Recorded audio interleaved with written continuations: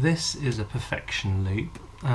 This knot is used, well, I use it generally for fly fishing, and what it does is it creates a little loop at the end, and I use it for flies. So if this was my fly, for example, instead of having a tight knot to the hook like that, you leave a little loop, and what happens is the fly or your lure is able to move around, and it gives it natural movement in the water.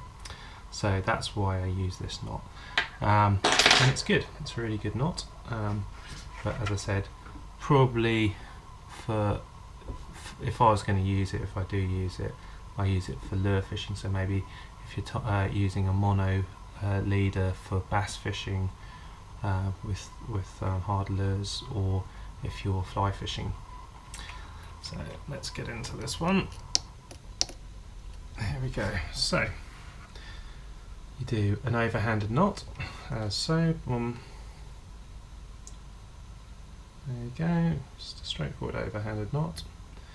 You come in through the eye of your hook or your lure, whatever you want to use, and then I just snug this down a little bit so there's not too much line knocking around.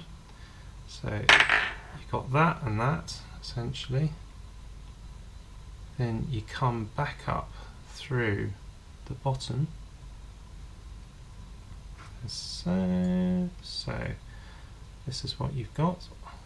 Let's tie this down a little bit.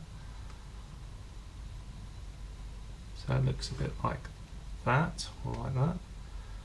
So you've come back up through, you come round the back of your main line, and then you go back down through the centre. So you've come here, you come round the back, and then back through the centre. And when you snug this all down, so always best to wet this as well.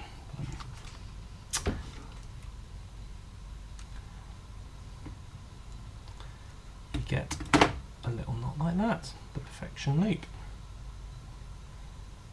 Finish it off, just cut your tag end, boom,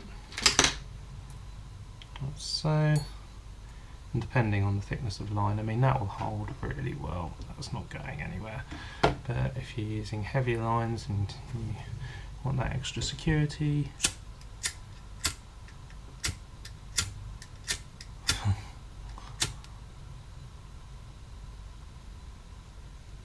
burn the end, tap it off, and then it physically can't get back through the hole.